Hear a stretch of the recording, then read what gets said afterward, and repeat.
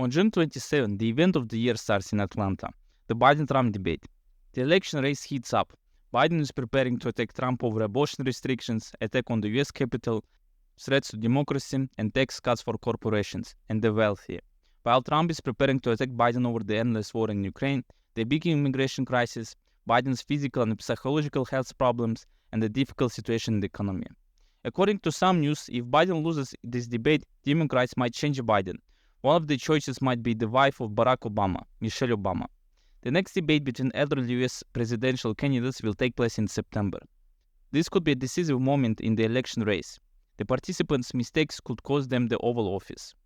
Trump versus Biden is the best example of a big problem in the USA, especially in the political system itself. In my channel, I numerous times showed and talked about how the USA is struggling in inner and outer policies. What we are witnessing is the downfall of a superpower, and how bad it will go depends on Americans itself. Over the past 2 decades, the USA, from the land of liberty and democracy, journeyed to despot hegemony who colonized other countries, leaving them with destruction and pain. When the USA won a Cold War over the Soviets, it became the only superpower. The USA had a chance to cut the costs of the army, which are enormously big, at least $300 billion per year for many decades. Instead, USA decided in another way. One of the reasons for a rotting political system is not changeable political figures in the USA. Those politicians who were in a Cold War stayed and couldn't get the wind of change. The high peak time for them was fighting with Soviets, making wars in the world, making revolution and military operations. That was the best time for politicians of a Cold Era. When the Cold Era finished, they stayed, which led to a political system called gerontocracy. A gerontocracy is a form of rule in which an entity is ruled by leaders who are significantly older than the most of the adult population. The average age of the US senators is 64 years old. The oldest representative in the Senate is Chuck Grassley from Iowa at 90 years old. Currently, 66% of US senators are over 60 years of age and representatives are increasingly older. A similar trend is observed in the US Congress. A significant portion of representatives are over 50 years of age, and this threshold has increased significantly over recent decades. Politicians like Biden had 2 options: leave it for young politicians or catch up with the wind of change. They chose to stay. Now Biden, who fought with communists, who proudly declared that he was the one who was told to bomb Yugoslavia, is trying to become a part of a new generation. LGBTQism is a new ideology which Biden and other elder politicians fully don't understand. What I'm going to say is my biased opinion, so it's up to you to decide whether to believe it or not. When the Cold War ended, the issue of human rights for African Americans started to be solved. It's just interesting to see how while Americans were fighting with bad communists whose ideology was built around the rights of all nations, not only in the Soviet Union, but all around the world, the USA struggled with racist fascist movements like the KKK. While Russian Soviets propagandized education and women's rights, in the USA you could see a racial segregation between whites and blacks. When finally the USA made huge steps towards human rights, Democrats, I believe, witnessed a problem. If Republicans are associated with conservative values like economic stability, family, and strong army, Democrats are associated with liberal values like human rights. But since human rights have become much better than previously, what exactly can Democrats promise to people? Green energy and other human rights, LGBTQ. The rise of this topic started in 2000s, but in the beginning, the USA faced another problem in the face of terrorism. Osama bin Laden, whom the West supported in Afghanistan and showed in some articles as a hero, became a #1 threat to the USA.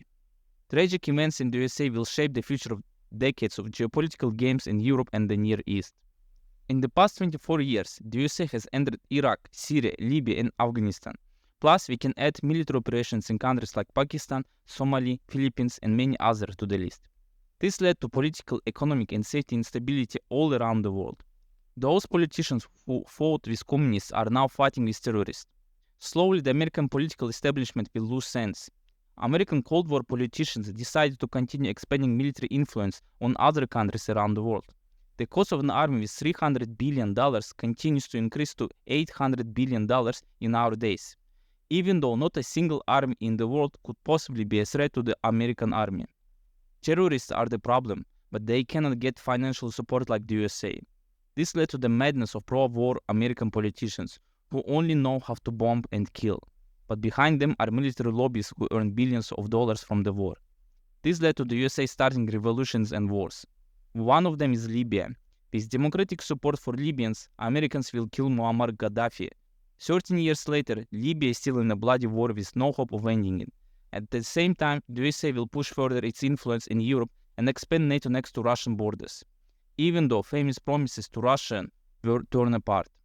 Even though Putin was a pro-American and pro-NATO politician who wanted to maintain a good relationship with the West, Russia was a part of G8, an organization of Western countries.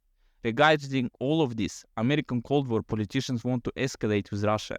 This resulted in a war in Georgia, when pro-American Saakashvili started a conflict with Russia as a consequence of war in Abkhazia. Later, it resulted in a revolution in Ukraine with the start of a conflict in Donbass, and later a war. Again, the same Cold War politicians played an important role in those wars. Another upcoming war will be in Taiwan. Coming back to inner policy, Democrats' green energy and LGBTQ policies. In the United States, petroleum companies have historically tended to lean more toward the Republican Party. This alignment is largely due to the Republican Party policies favoring deregulation, lower corporate taxes, and a generally pro-business stance, which are beneficial to the petroleum industry. And what is the coincidence that Democrats are the ones who advocate for green energy? Not only a simple green energy agenda, but an aggressive one. I myself am a green person. I am for green energy sources. But what we are witnessing is not a green energy agenda, but a green energy terrorism. Cutting down drastically not environmentally friendly energy plants with lack of investments in the petrol energy market led to an increase of petrol price with the result of increasing inflation not only in the USA, but the entire West. Not always wind blows and sun shines brightly. Whenever there is a lack of wind or sun, green plants stop producing enough energy, leading to an increase in the price of electricity. Another consequence of this green agenda is pro-green radical supporters who come to museums and destroy the arts, who come and sit on the roads blocking everyone's lives. Though with the importance of a green energy agenda, it is only a part of a new ideology, not the ideology itself. As I already mentioned, Democrats are famous for the fight for human rights, but when they achieved everything, they have left with nothing. This is where a new ideology was born, LGBTQism. Everything started with a great, friendly idea that regardless of your sexual orientation, you should live a free, happy life. Who could have predicted that with each new year, this idea will be extended from sex to identity? Now you can be whatever you want if you feel that way. This topic I want to talk about in another video. Right now, let's focus how this affects the USA in inner and outer policy. From an idea to ideology, this was a path of it. It will be not a problem for many people if it was not aggressively forced on every aspect of citizens in the USA and the entire world. I believe this is a red line which was crossed by Democrats in confrontation with Republicans, because one of the important ideas of Republicans is non-interference in the private lives of Americans. This golden rule was violently violated, forcing everyone to obey the support, or otherwise you will get called homophobe, Satanist in every possible way, only to force you to be silent or agree to support. I have never seen anything like that either in Russia or Turkey. There is a rule in politics. If one side gets radical, the other side gets radical too. This is what we are witnessing in the USA. From rivalry to hatred to your own citizens. The amount of hate towards each other goes off scale. In this situation, logically, for people's representatives, politicians should cool down everyone, but instead they are playing on it to gain more support from voters. But who are the voters? This is another big issue which the USA is facing. The US has gotten into a situation where no matter who the candidate is, we all know that at least 38-40% will vote for Democrats and at least 38-40% will vote for Republicans. The fight between the candidates is usually for 8-10% of independent voters. This shows how badly the division between people is and how politicalized the population is. It is fault of the old political system in the USA. Democrats are seen as a full left wing and Republicans are seen as a full right wing. If you're center left, leftist or ultra left, you will have no other choice but to vote for Democrats. Vice versa, right wings have no other choice but to vote for Republicans. This is a crucial weak point of the system, because right now with developing new ideologies and technologies, people have so many choices to make that you cannot simplify it by making only two-sided political vectors. I consider myself a leftist, yet I also have conservative values. For whom should I vote if I were American? I disagree with radical LGBTQ, though I'm not fully against it, but I also disagree with Republicans regarding Netanyahu's help to commit suicide in Gaza. But if I were American, I would be forced to make a choice between two sides. Don't tell me about other parties, we all know they are just there to be shown on election. They have no political power whatsoever. I have so many of them in Russia and Turkey, so I know what I'm talking about. This situation also makes politicians make decisions to gain support from center supporters to radical ones. In other words, American politicians need to gain support at the same time from soft supporters who are like center-right or center-left, and also they need to get support from the radicals like nationalists or communists. Otherwise, they might not get vote from them. Supporters can vote for the other side or not vote at all, making them lose the election. One of the discoveries I made was to see that Americans and all other Western nations have the same syndromes as Russians and Turks, even though they allegedly have more independent sources. I call them Turkish syndrome and chosen arrogance syndrome. The Turkish syndrome is what I see every day in Turkey. There is an elderly generation that you should respect, which is nice, but they're always right. Always, no matter what. You cannot argue with them, and if it's okay to agree about many things with them because they're experienced people, when it comes to politics, well, this is where I usually see that in front of me a person who has no clue what she is talking about. I agree that I can be wrong and there is a chance that I knew information wrong. Even while I was preparing this video, I realized apparently I was so wrong about military spendings in the USA. But this experienced generation cannot be wrong at all. In my family, I see it in so many people. If I ask them, where do you get this information? Guess what is the typical answer? Right, TV. If you tell them that even those channels who are in the opposition can show things which are not true, then you learn that you have no clue what you're talking about. Another source of information they can get is in the internet. Exactly the same thing. If you tell them that the information on the internet can be wrong, then you learn that you have no clue what you are talking about. I found myself so many times in this situation where I was showing articles, pictures, videos to my Turkish family. Regardless of any argument we had, they could find such ridiculous explanation to the proofs. Russian propaganda, American propaganda, Israeli propaganda, Erdogan's propaganda, and my favorite one is Armenians came to the internet to write these articles and proofs, especially when it comes to suppression of protests by the Turkish army in the Turkish Republic or Ottoman Empire. This is a Turkish syndrome for me. When by conservative values you have to respect the elderly generation, which I said I supported. But when elderly generation has no clue what they are talking about, of course not everybody likes that. But still, when they don't know what they are saying or they repeat the same statement from the TV, you have to respect it and shut your mouth. Even though these same people are the ones who get tricked by politicians and change the future of the country. Exactly the same thing I'm witnessing in the USA. Regardless if they are Democrats or Republicans. Many of elderly generation will always believe that they are right, only because they are more experienced. Add to this chosen arrogance syndrome, and you will get an even worse situation. Chosen arrogance syndrome is when, regardless of your age, you will do everything only to support your view. I believe many of us, including myself, have this. We all want to believe that we are the ones who are right. It is completely normal. In my case, I am trying to compensate for it through following the Western mass media and knowing what they are saying. This is how I might see if my point of view was wrong or I didn't have complete information. Actually, it works. I learned many things in the Western independent mass media and propaganda. But there are so many people who are not willing even to take a look at the internet or, in the worst case, Wikipedia, something which can prove them wrong. When it comes to Americans who are incredibly politicalized, it takes a radical turn. After I explain my view on things that happen in the USA, let's see how they correlate with current events. Let's start with foreign policy, because it clearly indicates the fall of American hegemony. After 2 decades of aggressive policy towards the entire world, a war in Ukraine as a war against American hegemony occurred. This is the first time in this century when an influential country went against the West and the USA. This is the result of extending the military presence in Europe and getting closer to Russia. This is the reason why the USA and most importantly Cold Era politicians are supporting this war. Because again, the old nostalgic times for Cold Era politicians occurred. A fight with Russian communists. Biden right away started saying the same slogans he was saying when he was young. A fight between democracy and communism, or in our time, a fight between democracy and authoritarianism. A fight for free world, and so on. But the problem he and his old companions faced is that the LGBTQism ideology is not interested in such statements. It's not part of it. This is why what the Democrats come up with to also use it against other countries. Russia, China, Iran, and many other countries who are against American hegemony are not pro-LGBTQ, which gives opportunity to frighten their own supporters with that. These countries want to destroy LGBTQism.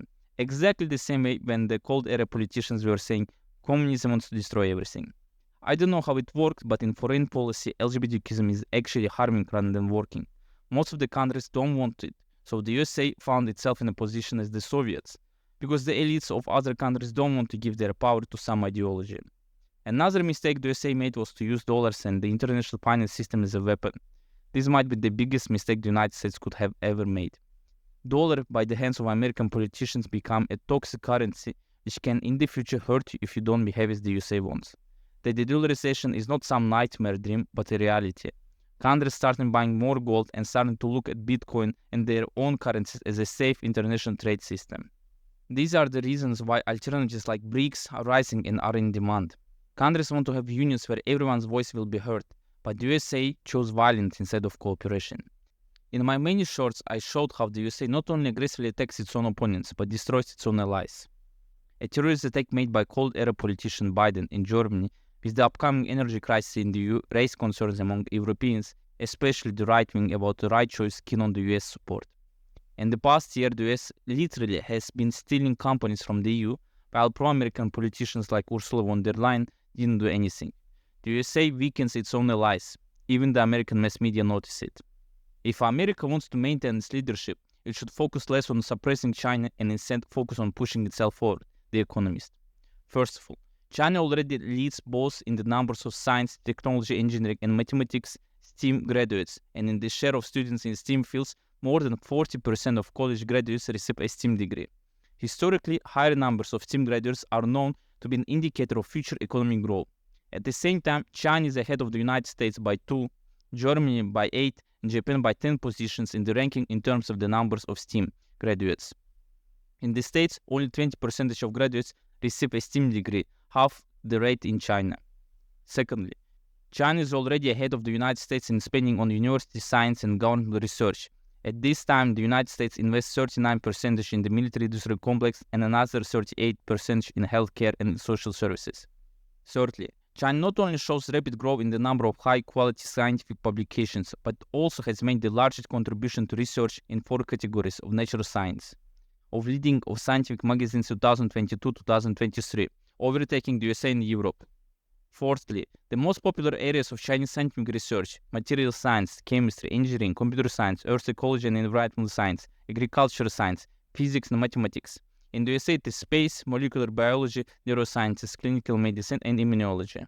And the last one, fifth, Chinese scientists who work in the United States and Europe are returning to their homeland in droves to accelerate domestic progress.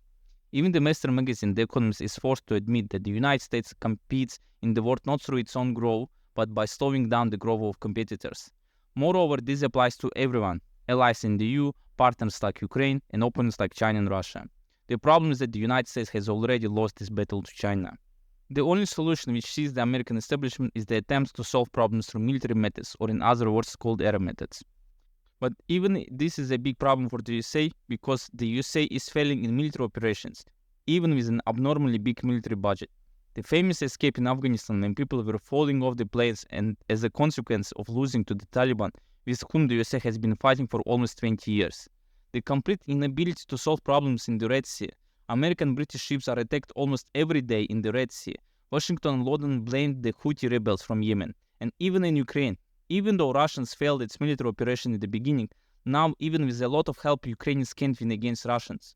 What happened to famous miracle American weapons which can change the course of the war? All of this have happened under the Cold-era politicians like Biden. On the diplomatic arena, there are the same problems. The genocide in Gaza is one of the shining examples of a downfall of the USA. After months of genocide, Biden could force Netanyahu through threatening in the international court and possible embargoes to focus fight on the other enemy to save Netanyahu. The USA, to stop the war, had to start another one in Lebanon. Another shining example is the Ukrainian Peace Conference in Switzerland. This conference should have become a force against Russia. Not only it failed miserably from the Ukrainian side, but also it showed that the USA cannot force other countries to support it, or at least put a signature in the document which condemns Russia. No result. And the last thing I want to talk about is the inner policy, the Bidenomics and immigration crisis. The Bidenomics is the same failed green energy agenda. After aggressive embargoes and terrorist economic attacks against Russia and Germany, the price of oil increased. It increased so badly that Biden had to start using the reserved oil which had been collected for decades. US emergency oil reserves fall to the lowest level since 1984. Then what Biden did was to start manipulating the oil market, which angered the most important oil ally of the USA, Saudi Arabia. Few days ago, the agreement between the USA and Saudi Arabia about selling oil for dollars ended, and right now it looks like it won't be extended. The immigration crisis which the USA is currently witnessing is going exactly the same as the immigration crisis which Turkey had. Millions of refugees entered the country. Erdogan got 3 billion euros from Europe, and on top of it, he gave passports to refugees. Guess for whom they voted for? Right, for Erdogan. Democrats are using this situation too, allowing millions to enter. They want to get the votes from them. The situation worsened so badly that Biden decided to take some steps towards those who oppose this. Yet, I don't believe the Democrats will not use this situation. I know that this video became like an anti-Democrat, but in reality both parties are sharing the mistake they have made which led to this situation. Republicans are not angels either. Just from what I see and witness, such aggressive propaganda with oppressions acts like silencing anyone who opposes through canceling culture and attacking on social and TV media I have never seen anywhere. This topic can be discussed for a long time. I try to highlight the most important parts in my opinion. In conclusion, I believe that we are witnessing the downfall of the USA not only as a superpower but as a rotting political system. This system is not capable of answering the modern demands of a new century and generation. The strong old politicians with influence, the aggressive cold era foreign policy, and the aggressive new ideology weakens the USA. Someone says that revolution should happen to save the United States, but revolution only will destroy it forever. So the Americans should be careful, otherwise they can lose their country, and the world can witness how among civil war, revolution, fighting sides will use nuclear bombs destroying everyone and everything. I believe none of us wants it, so let's hope and work for it that in the future we can come to a good cooperative international peace.